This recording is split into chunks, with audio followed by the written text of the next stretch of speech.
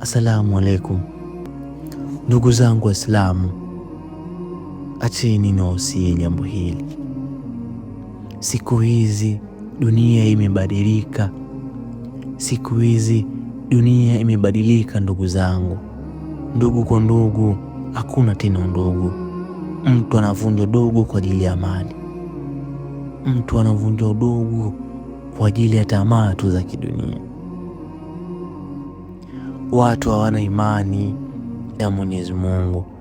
Watu wanasema kwamba hakuna Mungu, watu wanasema kwamba hakuna siku ya mwisho. Lakini subiri niwahadisie hadithi hii.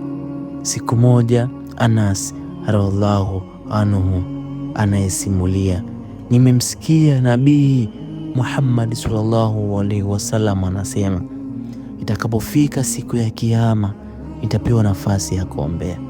Kwa hivyo nitasema, ewe Mola wangu, waingize janna wale ambao nyoyoni mwao wana imani ya chembe ya Ardal.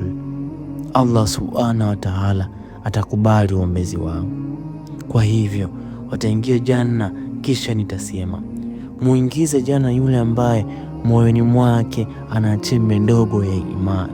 Hadithi hii imepokelewa na Bukhari. Pia kuna hadithi moja inasema, Abu Sadiq Khudri radhiallahu anhu amepokea kutoka kwa Nabii Muhammad sallallahu alaihi wasallam katika hadithi Qudus, wakati watu wa janna wanapokuwa wameshaingizwa janna na watu wa motoni wameshaingizwa motoni, Allah Taala atasema, mtoeni kutoka motoni yule ambaye moyoni mwake ana imani sana uzito wa chembe ya Ardal.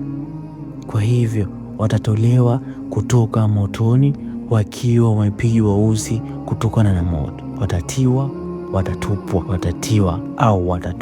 kwenye mto wa uhai ambao watatoka wakiwa wamechepuka upya, na kama mbegu itachipuka ukingoni mwa mto mwenye maji mengi makubwa.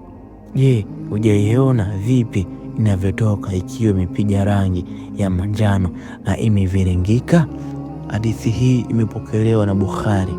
Ndugu zangu Waislamu, tuamini kwamba kuna siku ya mwisho ambao ni Kiyama. Ndugu zangu, Mwenyezi Mungu yupo, malaika zake pia wapo, mitume yake ipo. Ndugu zangu, tumwamini Mwenyezi Mungu. Amesema ya kwamba kuna siku ya mwisho, ni siku ya hukumu, ni siku ngumu kuliko siku ngumu yoyote hapa duniani. Kama jinsi baadhi ya waumini wanavyokufa, wanavyopata machungu ya kutolewa nafsi, hii siku ya Kiyama ni ngumu mno.